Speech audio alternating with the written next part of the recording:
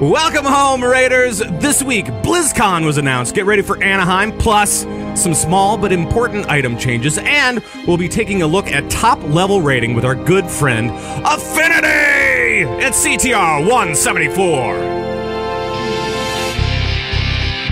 You're listening to Convert to Raid, the podcast for Raiders in the world of Warcraft.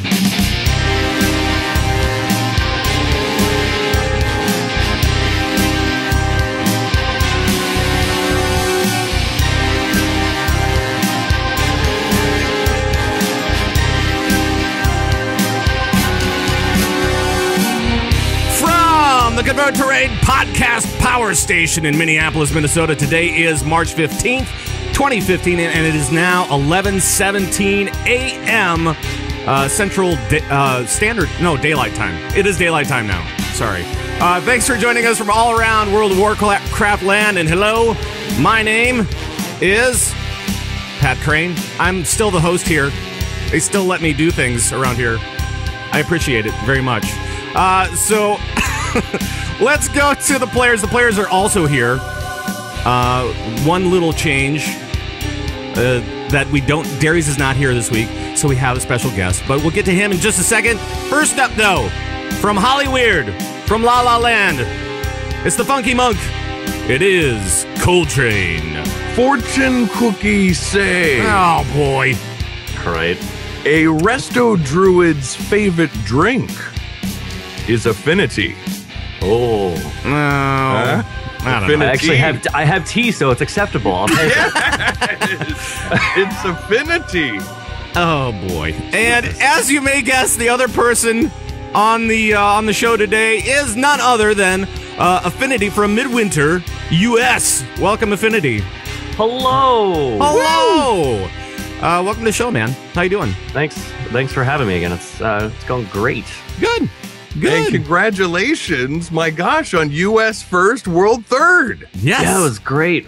Exactly. I was super impressed. I mean, I knew they were, they planned early on that they were going to go harder in the tier, but no one really had like a world third expectation. Like no one was aiming for it. I think Slootbag said that, he'd be okay with top 5, and, we got third, so right. It's amazing. I'd call that a success in and of itself. Yeah, and now that the music has finally wound down, now I can give you the big applause. There we go. Yay! Awesome. Thanks for being here. Really appreciate it. And for those that are lactose intolerant, this show is dairies free. That's all I'm saying. Yes. He's down at South by Southwest, and before that he was at PAX East, and so he's gonna have tons of stories when he comes back. I'm sure. Yes. Anyway, so let's talk a little bit about what's been going on in WoW a little bit. Colt, what's been happening with you lately? Well, we've got a ton of amazing stuff to talk about. I found a great sale on bananas. That's about it. All right. All right. No one really cares. Nobody cares about you. We've got Affinity on. We've got tons of WoW news. No one really cares. I know. Come on. Let's get to the juice. All right, let's just get into some of the stuff here. And Affinity, so now you've been going Resto Druid, right? That is correct. And what do you think of Resto Druid right now? I want you to tell the truth because I play Resto Druid. I'm on the show every week. Nobody listens to me. So I want people to listen to you about what's going on with Resto Druid now. Here's what's happening, Affinity, super quick. Zug might be a little bit lower on the healing meters. I feel totally behind. Okay, so get this. Here's the comp that we have for healers, right? So we have an amazing shaman. We have an amazing holy priest. We have an amazing disc priest in Darius. Believe it or not, he's really good. And with that pretty much takes care of all the damage. So then I'll hot it up, and then you can steal all my heals, and we'll be good. How's that?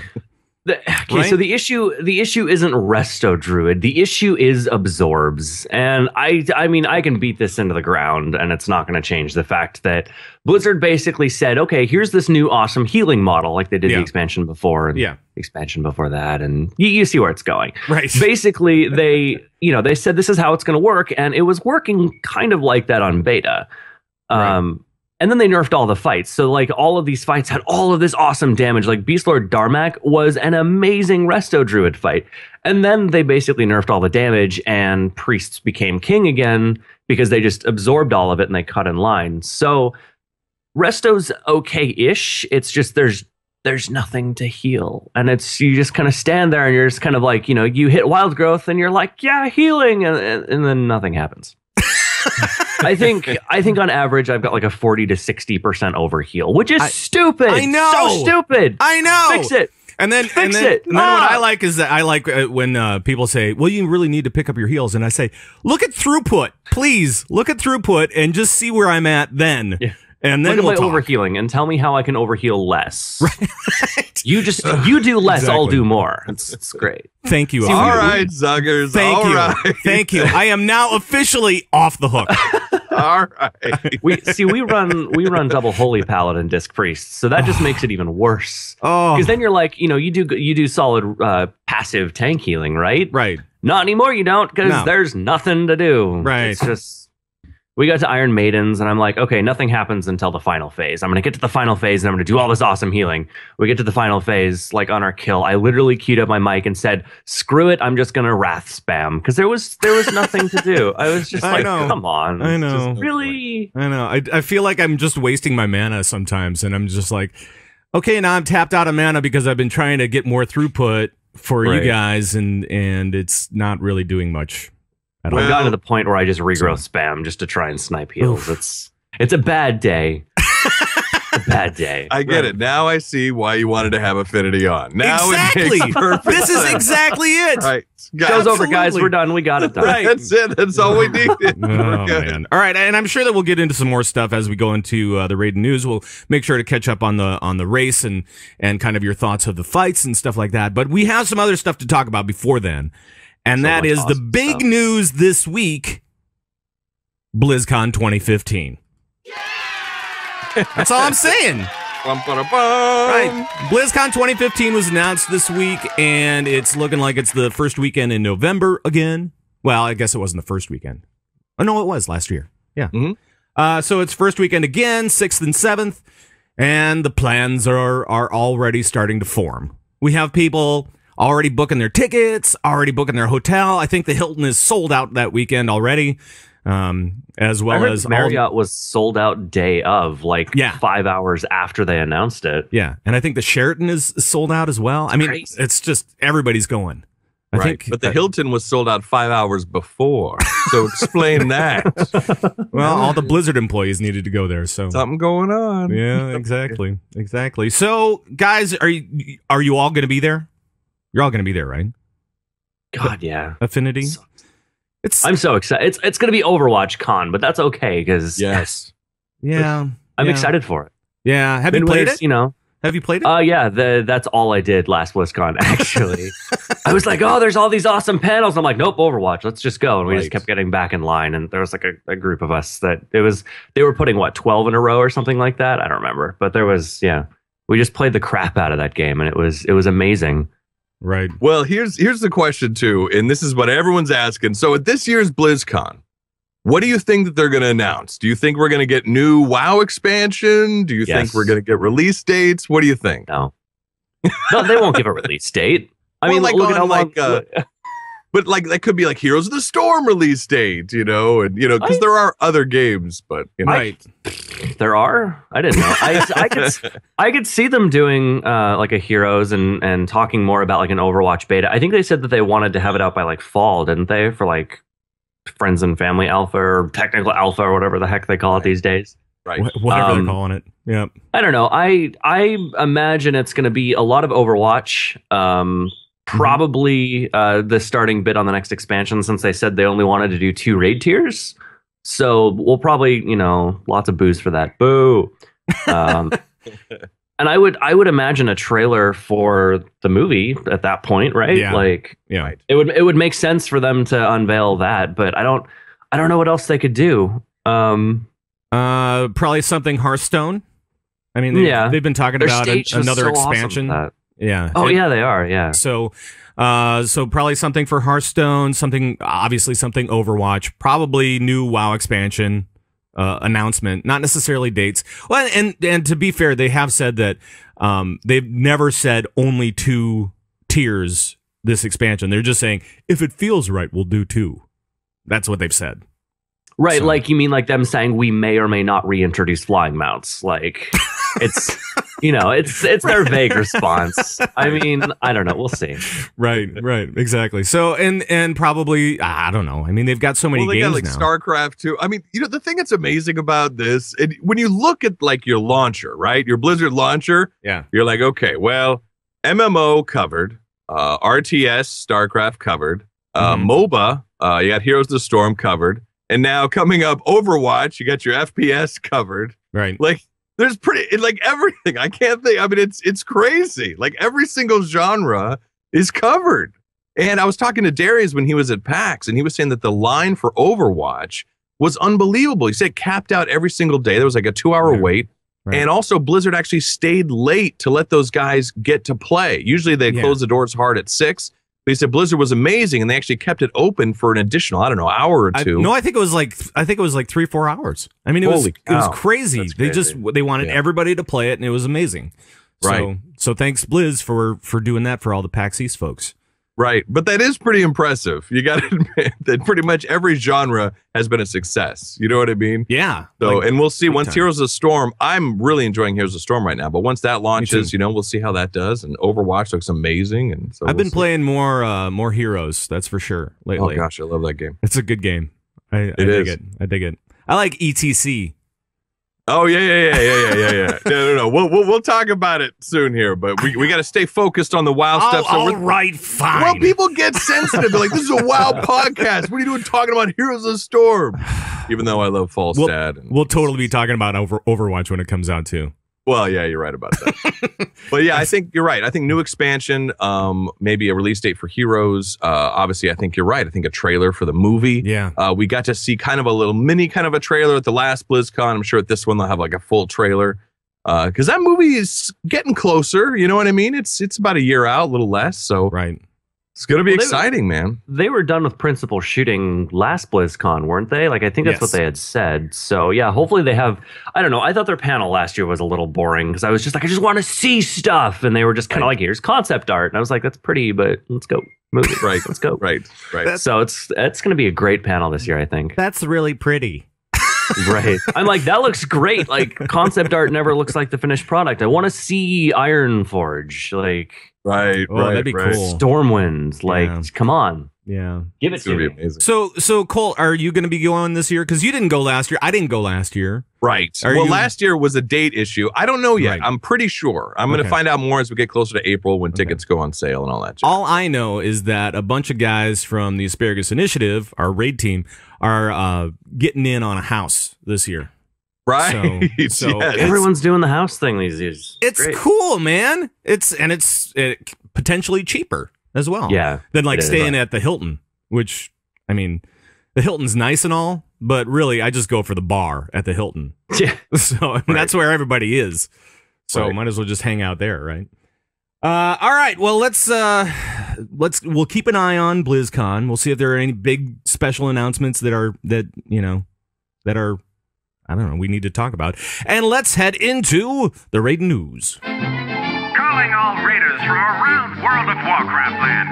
This is raiding news. All right, it's time to check out what's happening with raiding news around World of Warcraft. And first up, let's just take a look at the race. And I know that, Affinity, now you're done. So now you're like playing your monk, finally. Woo! I'm not done. I still personally have to kill Blackhand. That'll be tonight. And then I'll be done. All right. And then I can do whatever. They're going to bring you in for the final kill. Yeah, that's good. It was, Monk was a little bit better on that fight for phase 1, but we won't get into that. Yeah, but now we have like 19 teams that are completed, that have completed the whole thing, and it's kind of cool to see who's come across the finish line, and it's kind of all over the place. A lot of EU, some Chinese guilds as well, and Korean guilds, so it's kind of all over the place. What other U.S. guild in top 20. Yeah, and you kind of talked a little bit about U.S. guilds and their struggles this time around. What's been going on? What have you seen? Well, I mean, there's the obvious Blood Legion throwing in the towel thing, and then there's been a couple of other guilds that are, that are kind of iffy. Like I was really surprised with Ascension. They did amazing on Imperator. They got what, world 5th?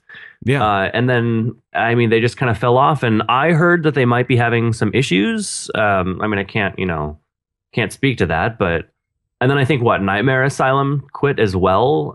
They were doing well. They were a 10-man guild. Right. I would say they were doing pretty well coming from a 10-man guild.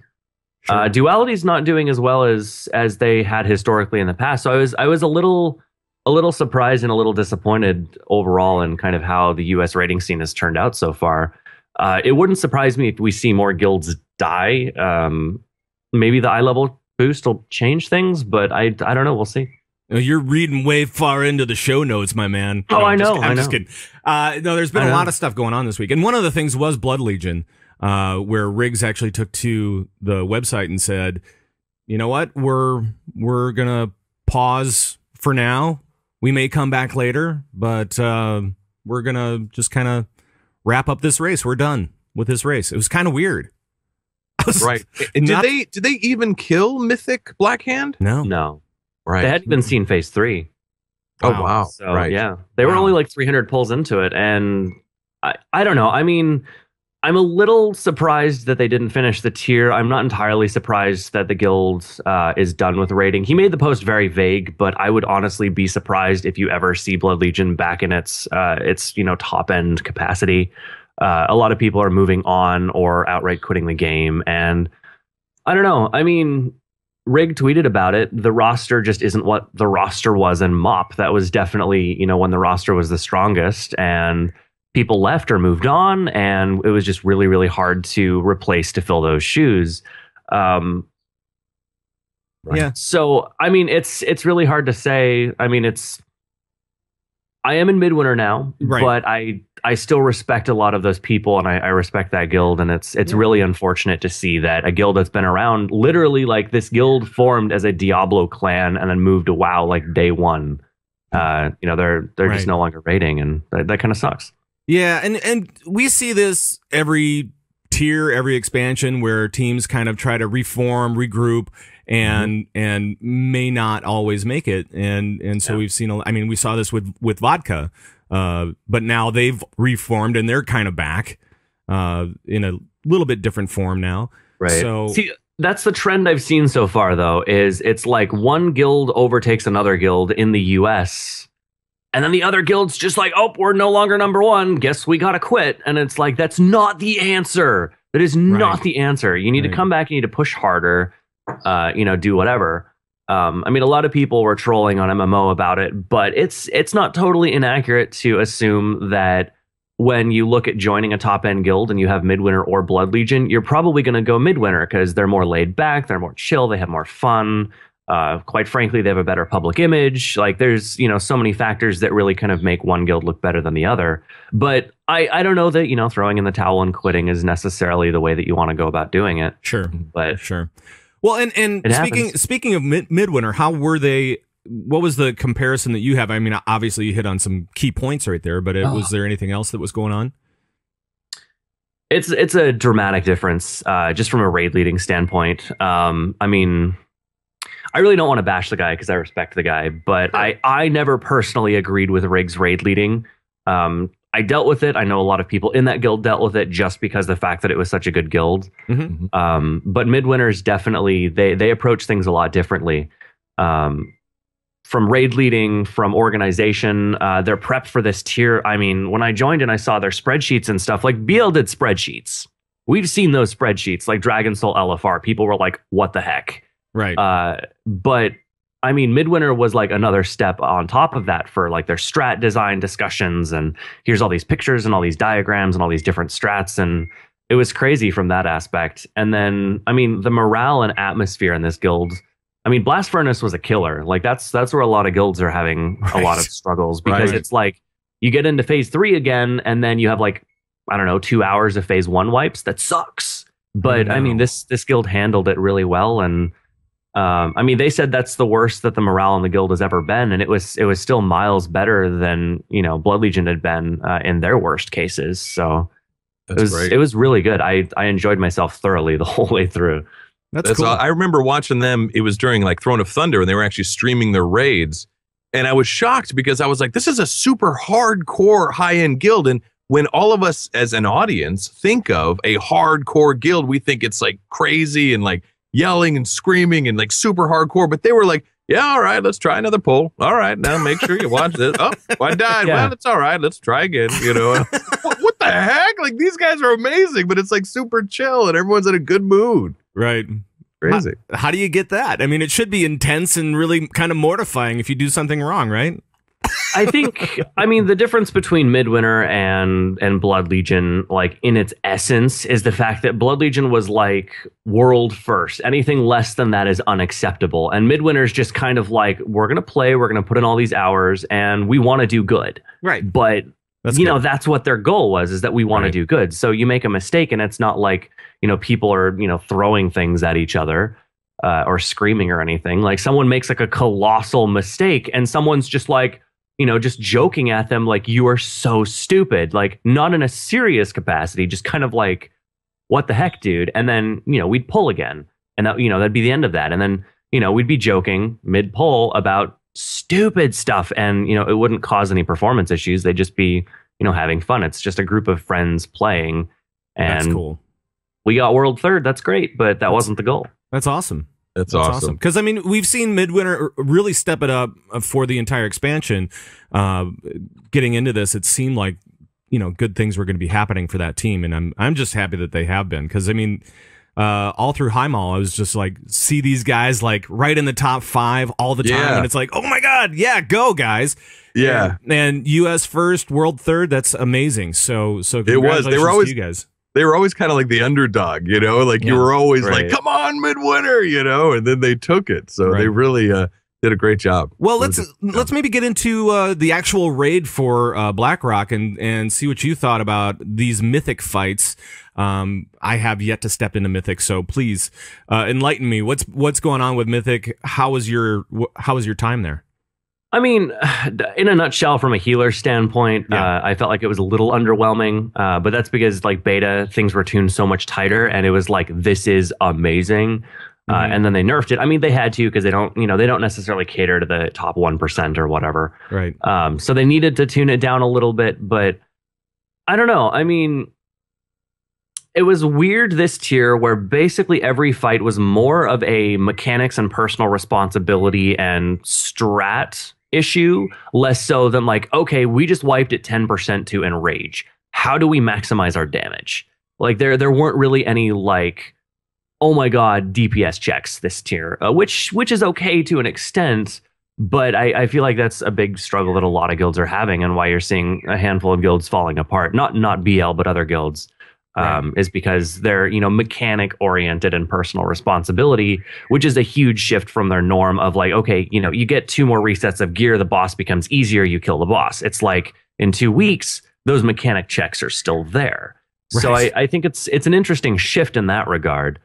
Do you like that style of play? Is that something that works for you, or is that something that is still tough? For a top end guild, I think mechanic checks are great, and personal responsibility is great, because when you're doing, you know, 14, 15 hour days, that kind of throws in its own extra set of challenges because you're tired and, you know, whatever. But I feel like for the general population in the raiding scene, I don't know that mechanic checks are necessarily the best way to go. Some are fine, but when it's, you know, 10 bosses or whatever, it's a little It's a little strange to see every single one of them being like, okay, don't stand in the bad stuff. If you don't stand in the bad stuff and do the, you know, X and Y, then the boss dies. Wow. Well, it's interesting because I remember on the Lei Shen fight, you know, all of us, we were praising Lei Shen. We're like, this fight's amazing because it's about personal responsibility and this is great. And, you know, that's exactly what I was going to say. And so then Blizzard said, oh, so you like that fight. So let's make every fight that fight. I think, you know, a couple of fights that are mechanic oriented is great, and they should definitely have them, but they should also have some other things that they're not necessarily tank and spank. They have mechanics, but maybe a little less on personal responsibility and more on the DPS side of things would be better, because then that way you always, you know, for your average guild, you're going to have a wall, but you can look at that wall and go, we just need more gear. We need to do more damage, as opposed to we need to recruit to replace these people because, you know, they're doing this wrong, or, you know, what have you. it's kind of like, I don't know. I feel like some fights are kind of like Lich King, where it's like you never want Defile to go on that one person, and it always picks that person. You mean Dave? Dave. It's always Dave. We like Dave. He's great. But a raider named Dave, whenever anything happens, like if he's the one that gets transformed into the bug, we're like, oh no, Dave, it's Dave. Oh jeez. Jeez. He's a great guy, but a terrible raider. Right. He just can't stop standing and stuff. That's well, it's an interesting thing because, but there is a level also of frustration where when you've hit a wall on a fight, like if it's a DPS check, and you're just like, we don't have the DPS. Like there's nothing we can do. Versus a mechanic thing, well, we can get better. And as the more polls we do, in theory, you're going to learn those mechanics and you will progress and kill the boss. Versus, but if it's a gear check, sometimes isn't it like, well, there's nothing we can do. We just, I don't know. Isn't that more frustrating though, in a way? Like when you can't do anything? I mean, in a sense, but I mean, things will get easier as you raid more, as you get more gear. So it's an interesting trade-off. I think doing a mechanics check isn't a bad thing. I just think it was an incredible about face just like that from Blizzard, which I think might have been the wrong thing to do. I think had they kind of eased into it a little bit, because I mean, people are talking about it. They wanted to make raiding more accessible, but they wanted to make the high-end raiding a little bit more challenging. Which is great. I love the fact that they want to make Mythic raiding more challenging, but they probably should have eased into the mechanic checks a little bit more rather than just being like, here you go, do the mechanics. And, I think it probably was just a little too quick. Yeah. It's good. All right. The fights are great, though. I love some of those fights, except for Iron Maidens. That fight sucks. What were some of your favorites? I mean, Blast Furnace, I really liked that fight because it was kind of a mix of, you need enough DPS to, kill everything and keep up with everything. And, there was the mind control aspect of it, which that was kind of the big selling point for 20-man only at BlizzCon is they're like, okay, well, if we know that you have 20 people, we can actually, design an encounter around you having 2 mind controls or you having this and that, because you can do that. When there was 10 and 25, well, you're not going to have 2 priests in your raid in a 10-man setting. It's not going to happen. Right. So I liked the fight because that was like the only instance where they were like, okay, well, you need 2 mind controls to really be able to do this. And that was fun. It was probably the most healer intensive out of all of them, honestly. And, I like a good healer fight because I'm a healer. Right. That's a long fight, I don't know. though. It is. That's a really long fight. I don't know, though, because it wasn't like Imperator where you just kind of do all of these mechanics for 10 minutes to get to the hard phase and wipe. Like you didn't necessarily have that with Blast Furnace. Like I think we got to the final phase like 5 times maybe. And each time we got there, like I think the first time we got to the final phase, we had like a 25% wipe. As opposed to like on Imperator, you get to the final phase and you're like wiping as you get to the final phase. Oh yeah. So it's like, I don't know. I felt like that was a pretty solid balance all around as far as like there was difficulty in phase 1, there was difficulty in phase 2, and there was some difficulty in phase 3, but it was more or less like get there with everyone alive and your healer's not and you're probably going to kill it, which I think isn't a bad thing. Gotcha. Any other favorites? Well, I mean, Blackhand, but I wasn't in for that. Right. I don't know. I mean, Darmak was good, but I was disappointed with the nerf because that on beta was like crazy for healing, and then it was just kind of like not really. Like I think Blood Legion went to Darmak first, and we went to Gruul. Mm-hmm. Orgorger would have been better if they had like a line of sight checker on your raid frames or something. If they're going to do a fight where people are in range, but they're line of sight, but you can't tell that they're line of sight until you try and heal them. I know. They need to improve on that. Like it was first boss in High Mall. Like people, you go up on the balcony and you run around and you kill stuff. You don't know that they're up there. They're still in range, and you try and heal them, and you're like, right. Why can't? And that's why I was just hitting wild growth on myself, like through that fight. So I feel like that fight would have been better if they improved their systems for line of sight. I'm totally fine with line of sight encounters because then, your healers have to position themselves in certain areas, and it kind of makes it a little more interesting than, hey, I stand here and I cast wild growth. But yeah, without the LOS, it was a bit finicky. So it wasn't necessarily my favorite. Chromog was good. I don't know. It doesn't really go to the healer model, though, because it's kind of like, okay, these breaths are going to come out and they're going to kill you kind of thing.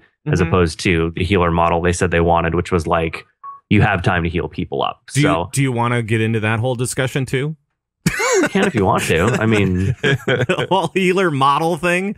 Oh man, that's a long conversation. Well, maybe we should save it for just a little bit. I'm gonna say no. For the rest of us non-healers over here, no thank you. I think we kind of brought this up on previous shows, though. I mean, it wasn't necessarily what they promised us or what they said at what was it, BlizzCon 2013. Wasn't necessarily that. It's a little bit better. It is better, right? It's better. I don't know that it's better. Like, I'm more disappointed because they said they were going to do something and it just didn't happen. So it's like, well, are you talking mythic level though? Well, I'm talking in general. Like, absorbs aren't going to be as potent because you have like time you have time to heal people up. And that's the part that didn't happen. The absorbs thing. Yeah, and like if you look at Artisbury Siori, he's up here, like way up here, and then you've got your paladins here, and then your throughput healers are like here. Like I looked at Chromog, it was like the absorb healers did like 30 to 50% more healing than the throughput healers, and it's just like, that's not fun. That's not, I don't find that fun. Right. But I'm a throughput healer, so of course I don't find that fun. I'm not number one, but I don't know.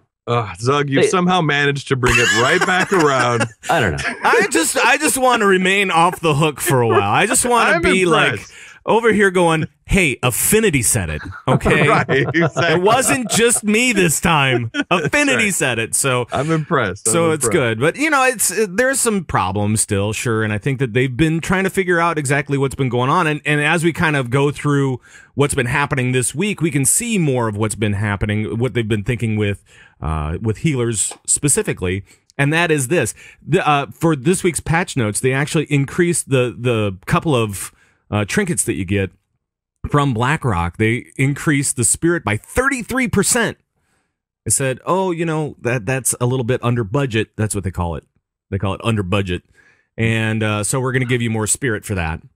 And that was one thing. And it was just kind of a small thing because I don't think healers really groove on spirit all that much right now. They fixed the budgeting on it, which is great and all, but unless you're a Resto Druid, you really don't care for the spirit. Right. I mean, Druids we're the one healers that like always have mana problems. And I mean, we're getting into the gear point where that's not necessarily true, but spirit is not as valuable as they wanted it to be, and throwing more at you it doesn't make it more valuable. And they've talked about this as well, because I mean, they've said, hey, we want spirit we want it to be important.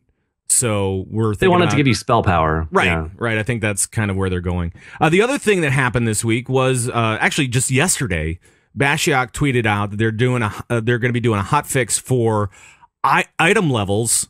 Nerfs? I don't know if it's actually a buff, right? It's a buff for the player. It's technically a fight nerf, but it's a buff for the player, yeah. Right. So it's the best possible way to do it. Yes, we're going to give you more item levels, is what they said. Everything's going to be bumped up by like five item levels, looks like, right? It makes sense. I'm surprised that they didn't do this earlier on, or that this wasn't the initial item level. Because, I mean, if you look back at it, there was a sizable eye level gap between Mogu and Heart and Terrace, because, Mogu was here and Heart and Terrace was up here. It was, it was a half tier higher. And this is the same thing where Blackrock is a half tier higher than Highmaul. Mm-hmm. And I mean, if you've got Mythic Warforged, that's 691, and then Mythic and Blackrock is 695. So it's like, it's not, I feel like it's not a big enough gap. Yeah. Was there no Warforged, then the gap would have been fine, but I feel like they didn't appropriately compensate for the Warforged. So there's not a huge power gain as you're getting gear in Blackrock. So you don't feel like you're getting stronger and stronger as you replace gear. Yeah. And Colt, we know that you really like this change. Because it's all about the loot.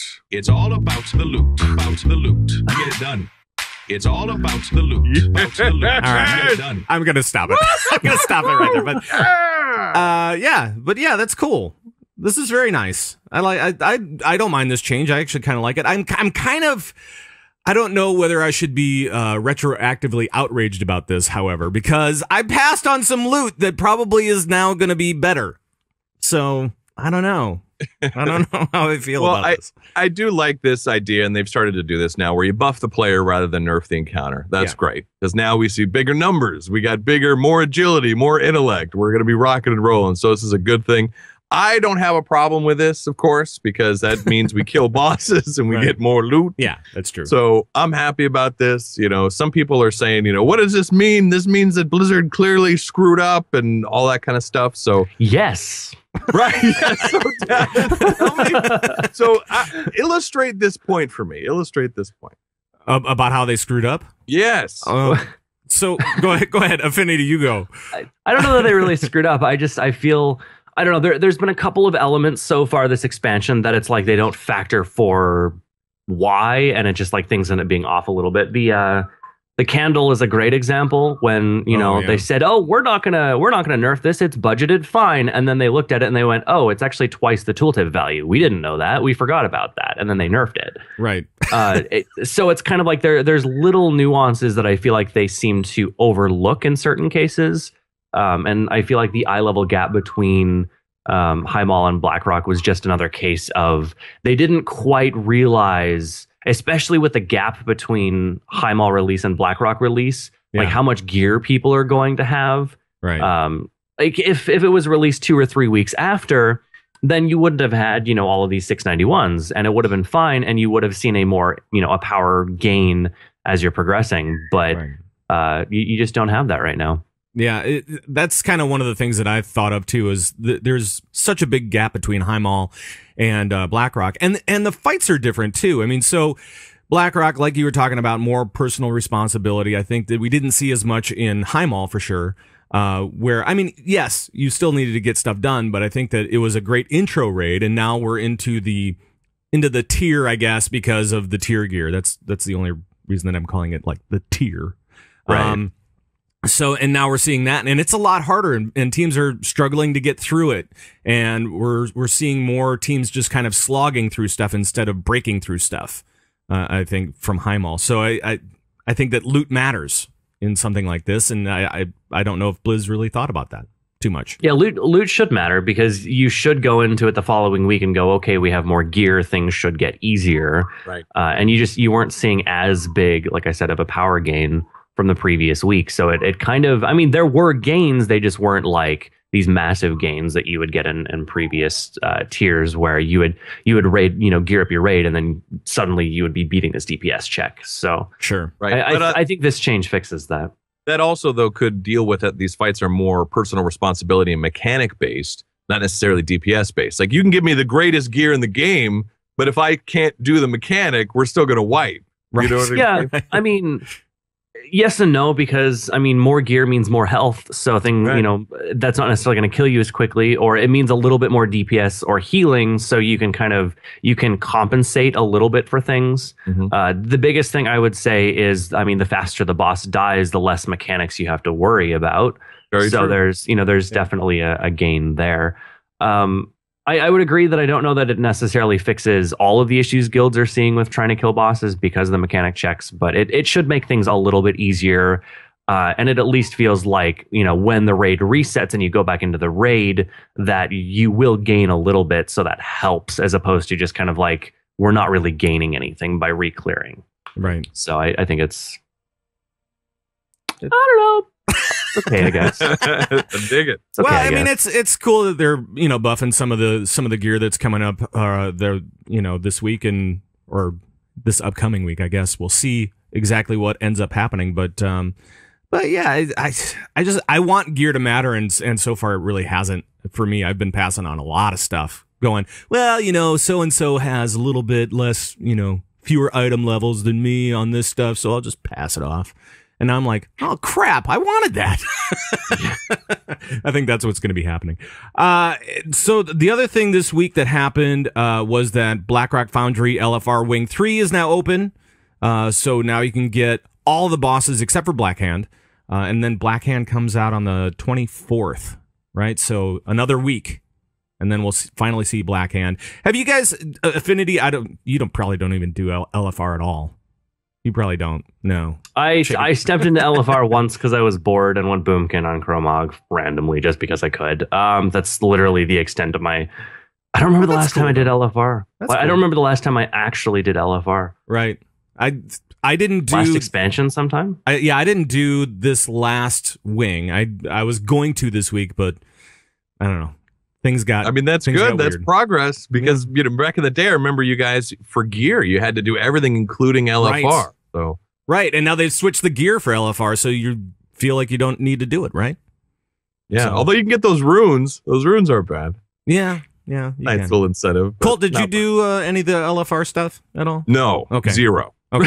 No. All right. I'm just checking. No, man. I mean, yeah, I've stepped in here and there, and when it first came out in LFR, 1 and 2, and then a lot of the high mall stuff, but not so much in Blackrock Foundry, actually, not as much. Yeah, I like to step in just for the show, just to go, oh, here's my experience. But this week I didn't do Wing 3. Next week, I'll have something for you. So let's talk a little bit about something else that happened while we were gone. It was actually the week before, and this came out. They've been talking about it. Blizz has been talking about it, and that is the WoW token. And finally! Before we get going, I'm just going to a little bit of applause. Finally, I can get some gold. That's my deal. Affinity, you seem excited by this. I can't believe it took them so long to finally do it. Like, come on, guys. I think it's a really good change. It kind of sort of combats the whole gold selling issue. And it also, as a byproduct, kind of sort of helps with a hacking thing. Because they basically said that the vast majority of accounts that seem to get hacked are those that buy gold. And, it's either malware related or they use the same password or, whatever. So I think it'll help with that, and it also gives people a legitimate way to basically buy gold, right? A little more indirectly, but I mean that's ultimately what it is. And then that also allows those nerds that don't have a lot of money and they live in their parents' basements and eat Hot Pockets that want to. So everyone that wants to farm gold and not use real money to pay for their subscription, it finally gives them that option, right? Which I think is great. Right. If I can not pay money for my WoW time, I'm going to do it. Right. I like that. Well, and for those guys that don't know exactly what the WoW token is, Colt, you want to fill folks in on what that is and what it means? Sure. Basically, it started out, I believe, in EVE Online. As far as I know, was the first. They called it Plex there, and then it also went into WildStar as well. But the idea is you spend real money to buy a token, and then you can take this token in-game and put it up on the auction house and sell it for gold. Right. And this token will award you a month's worth of playtime for your account. So the idea is if you've got a lot of gold, you can spend whatever amount it is on the auction house and purchase it and then use it. And now you've got a free month subscription. And the person that sold it now has the ton of gold that they made from the auction house. Right, exactly. So it's kind of a win-win thing. WildStar was doing this, and it was actually pretty successful in WildStar. And then EVE Online, they still continue to do it. I believe it's called Plex, and it's been huge for them. So I think it's a great thing. Another thing that I saw tweeted about was this could be something where a guild or a raid team could come together, and let's say they've got a friend on the team that maybe doesn't have a lot of money. They can pool their money together and help out that guy and help cover his subscription, if they want to help him out or vice versa. So, right. Yeah. It's kind of like it's almost like play to pay for some people. Instead of pay to play, it's play to pay. So you can actually do that as long as you're playing the auction house. That's going to be the big thing. So for those guys that play the auction house, you're going to be able to not pay for WoW. Let me ask you guys too. Now, speaking of the auction house, a lot of people are concerned about the black market auction house and auctions in general. Kill it with fire! Kill it! Kill it with fire, yes. But will this put more gold into players' hands, into the economy? Will this saturate the market? Will prices go way up on everything in the auction house and the black market? You know what I mean? Like, what do you guys think about that? I think it's going to screw with the economy, that's for sure. A little bit anyway. But I do know that like Ian Hazakostas, he was actually talking about the black market auction house. And he said, well, you know what? With this, we're going to have to reconsider what goes up there. We won't see Blackrock Foundry Mythic gear necessarily on the auction house as High Mall rolls out. You know what I mean? So you won't see. Stupid. You won't necessarily. I know. Let's not talk about that. Because it was dumb. But you won't see that necessarily anymore. They're going to take a look at what is on black market auction house and what is available for purchase when this thing rolls out. So, and it's on the PTR right now. So that's kind of cool. But I think the fear too is like, if I'm late for a raid and I need to buy my agility pots, sometimes I'll run to the auction house. right now they're like, 40 gold a piece. Are they now going to be 400 gold a piece? Like, do you think that, I guess that could possibly happen with anything. Affinity, what are your thoughts here? I mean, Blizzard's, the biggest thing is Blizzard controls the price of these tokens sell for. So it's entirely in Blizzard's hands to don't screw it up. Make gold inflation not an issue. I mean, the ultimate, I feel like the reason why they have control over the price is because they want to try and price the gold to dollar amount lower than what gold selling sites are selling gold for. So they're going to try and, control that closely, but then they also have to factor in regular economy. Right. So hopefully, it's not messed up too much to the point where, there's insane amounts of inflation. I mean, the biggest thing is the fact that they're not really introducing more gold into the economy. They're just like redistributing the gold from people that have stockpiles of gold. Right. So we'll see. Yeah, it's Toe Tough in the chat room said it's just moving gold between hands. It's not necessarily reintroducing gold into the economy. But it isn't. It is, but it isn't, because it's like, look at Elvine. He's got piles and piles of gold, and it mostly just sits there. Right. But now he can buy game time. Yeah. And now somebody else has that 40,000 gold or whatever that they otherwise would not have had. Right. Because we're just going to assume that they wouldn't go to a website and buy gold. So there's now 40,000 gold worth of gold that wasn't otherwise going to be in the economy. Essentially, he can use it for whatever. So I think there is a fairly high likelihood that the byproduct of the system is that things might increase. I hope it doesn't increase too dramatically. Well, and thinking about it like that, I don't think it's going to necessarily increase too much, because you're going to see an increase in players playing the AH in order to get gold so that it can buy game time, right? So I think that you might see more people playing the auction house, in which case prices should still be very competitive. Yeah. That's the hope. I was playing Arcage, actually, and they had a very similar thing in Arcage.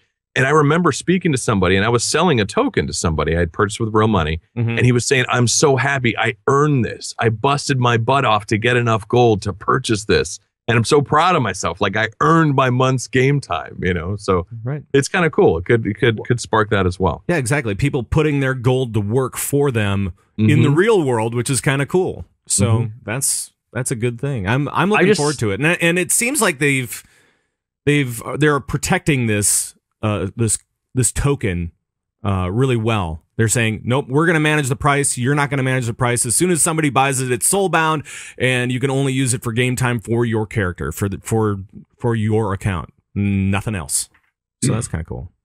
I really hope that this paves the way for them to add in all of their other services for gold. Account or faction changes and server transfers and things like that. Hopefully, it'd be nice. That'd be really cool. That'd be very nice. Blizzard store mounts for gold. I don't know. They could do it. I think they might. That's definitely could pave the way. My wife's like, "What did this $35 charge?" Well, there's a transfer. I had to make some moves in game. That's what it is. That's what it is. What is this? Another thing that happened while we were away was they've announced the Blizzard Stream Awards.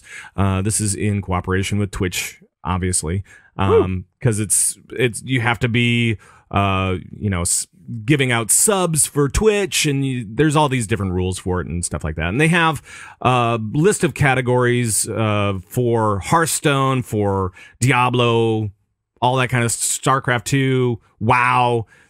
Storm. But there are no WoW community shows available here. I don't know exactly why. I mean, we wouldn't be eligible anyway because Gamebreaker doesn't do subs. We don't do subs.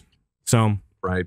So did they fix it at least? Like, I think when they put it up, like Krendor was like on the list for like Hearthstone, most educational Hearthstone like stream, and he tweets out, he was like, well, since I'm on the list, I guess do I have to install and play Hearthstone?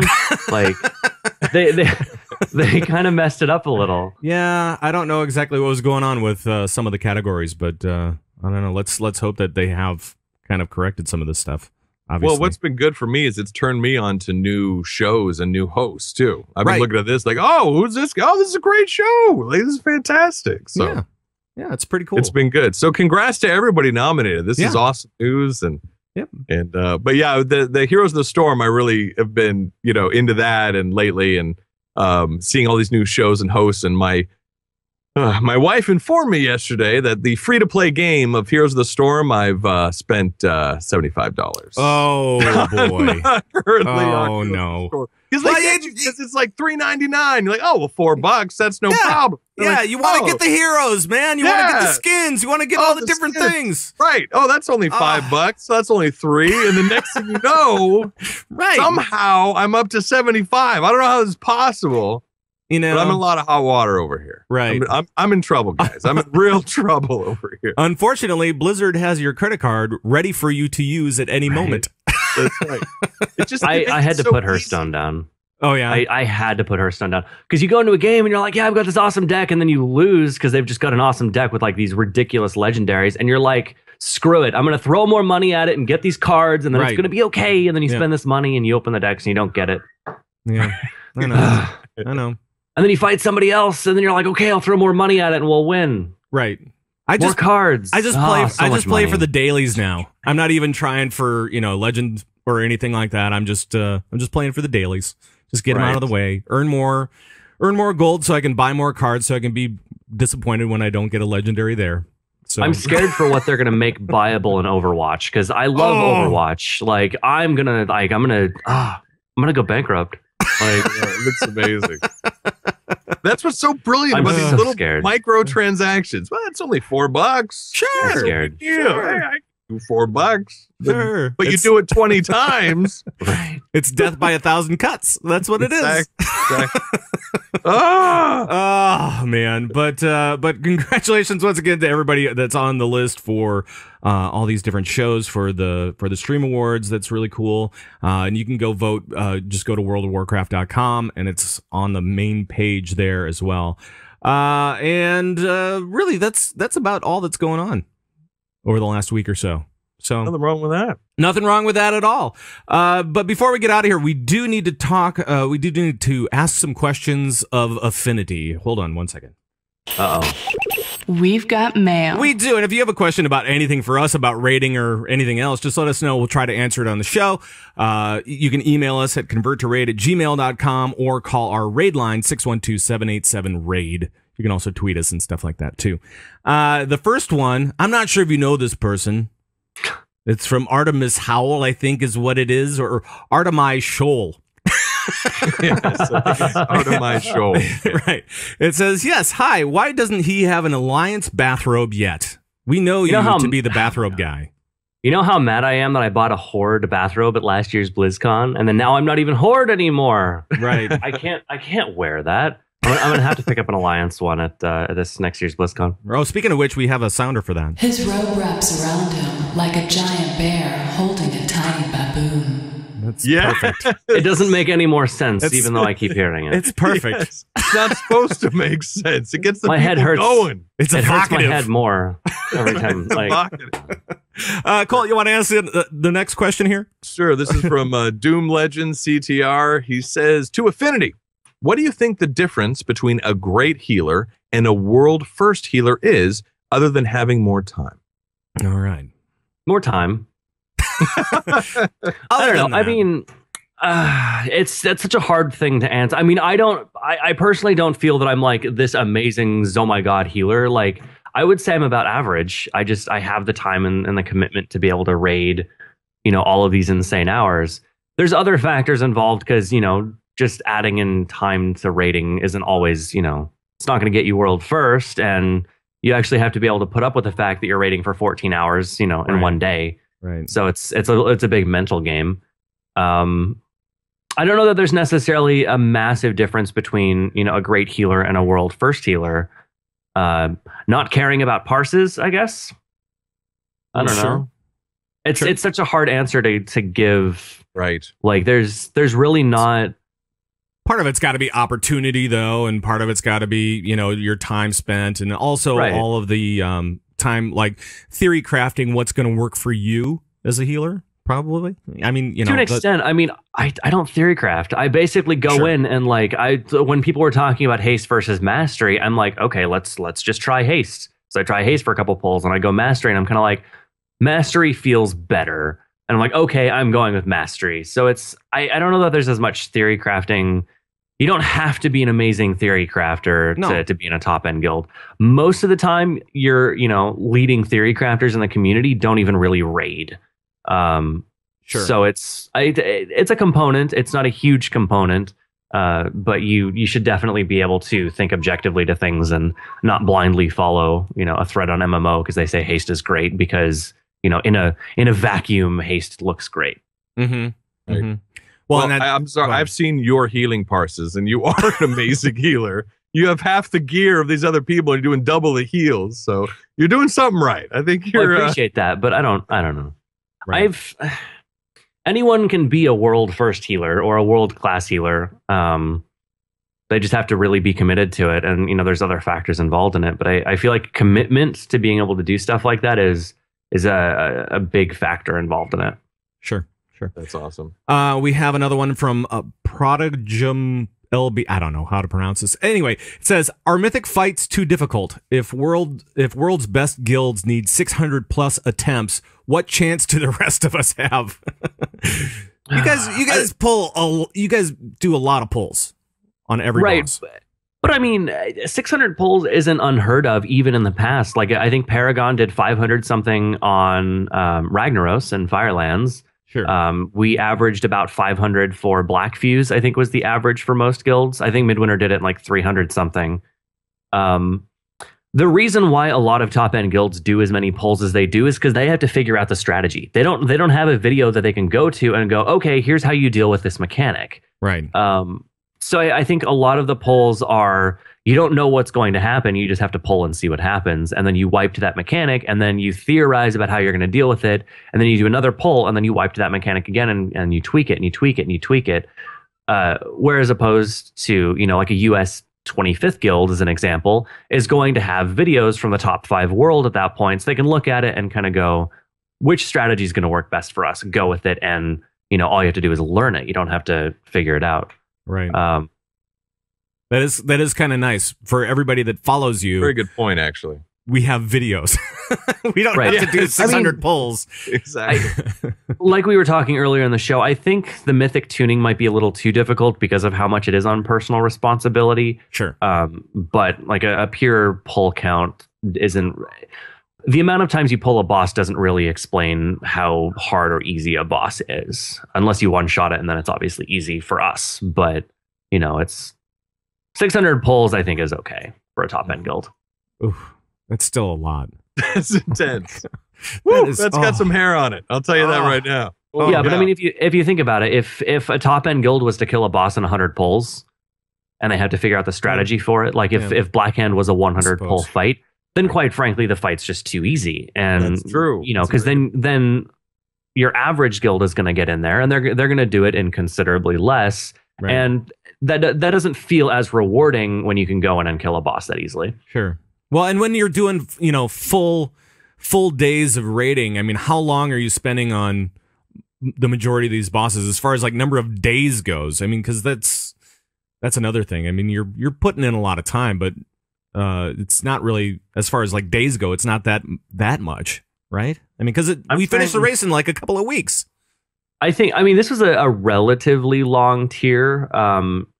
In the past, we've kind of seen tiers where it's like, method kills the boss, like either, I think like TOT is a good example where they killed Lei Shen like right at the end of the second reset. Which I think is fine. When you go into your third, fourth, or fifth reset for your top end guilds, I feel like that's way too long. Mm-hmm. I mean, there were 10 bosses, and Blast Furnace was insane. And I think the difference between Blast Furnace and Blackhand was like 12 days for us. I think, which is a considerable amount of time. Yeah. Especially considering how much time was spent on Blast Furnace. Right. I think it was acceptable. It was just the fact that there was 10 bosses and there was 2 really hard bosses back to back. Right. Right. Oof. Oh. I know. I had nightmares about Blast Furnace, even on Heroic. I was like, ugh, please, let's just do this one right. We finally got it down this last week. It was amazing. Coltrane, do you want to ask the next question, please? Sure. I want to hear from Ryok. Want to discuss Augment Runes. We kind of mentioned them a little bit earlier with the LFR stuff. Are they required? Are they good for the game? Yes, no. And the reason why I say that, like, as far as required goes, is because in a top end guild, you want to min max everything. That's just how it is. If there's a way that you can increase your damage, then you want to do it. So for a top end guild, yeah, augment runes are required. For anybody else, probably not. I mean, if you're wiping to enrage at 5%, you can either try and optimize and keep pulling until you get really good RNG, or you can add in an augment rune and make it a little bit easier. Are they good for the game? I don't know. Undecided. I'm a healer, so the augment rune really isn't going to make that big of a deal. Right. Because typically, a fight, you're having DPS issues, or DPS check requirements are tight, and doing a little bit more healing isn't necessarily going to fix that. So I don't know. I think it's good to have other things in the game for you to strive for to have, but I don't know that that's necessarily the best approach to it. Right. Well, it's an interesting thing. The runes, they do give you an increase, but it's not like a massive one. Right. But they give you a little bit. So it's kind of like, maybe I'll do some LFR, get a couple of runes. For us, we wiped on Heroic Blast Furnace at like 3%. Then we all runed up, and then we got him down the next pull. Right.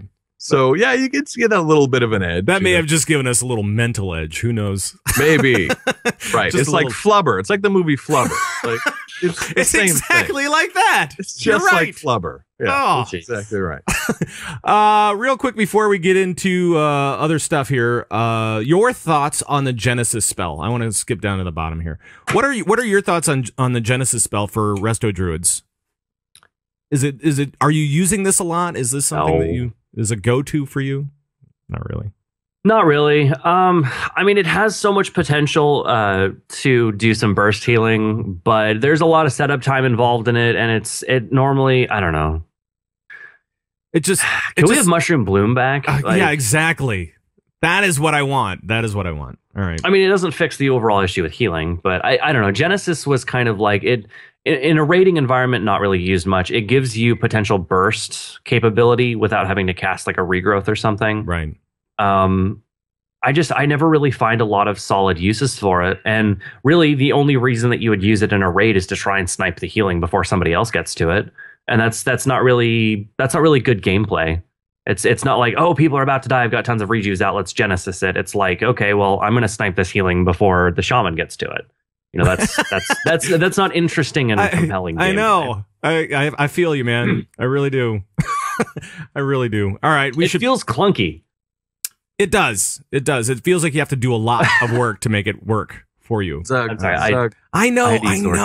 Zug, is this the third time? This is the third and final. This is the third and final time that we'll bring it back to Druids. Oh, to Druid, Resto Druid, just so this doesn't happen. Like, I could re-roll for this. It's fine. No. It's cool. I mean, you're playing right into my idea for this show, which it's becoming very clear why Affinity is on the show. It's not about world first. And congratulations. No. It's about getting me off the hook and nothing else. Yes, that's fine. Yes. All right. I'm gonna play this music because we're gonna get out of here. All right. But before we do, Darius isn't here and he didn't do his job. Right. For the and I didn't make up 5 for stars. it. No, you did not. So do we have any shout outs this week? Anybody? Coltrane, you got anything? I got a shout out. I think Solar Flay was in here. I think he still is. Yeah. So big shout out to Solar Flay.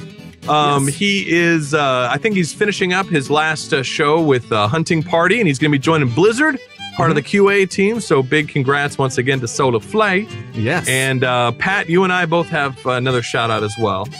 Go for it. Oh, well, from all of us here, a big happy birthday to Brian Halinka. Oh, yeah, definitely. Halinka! Big applause for Halinka. Yes. For sure. He leveled up. Level up. All right. Yes, he did. So we have that. And we also have Bajira and Jen got engaged this week. That was adorable. Yeah, and if you didn't see the video, it's really pretty amazing. It's like a 7-minute video. It's like they're back from PAX East, and everything is all really nice and good and whatever. And then he starts springing into a story, and you're like, oh, what is this? What's happening here? Right. And Jen gets all teary and cries, and it's pretty. it's heartwarming. is what it is. So he put a ring on it.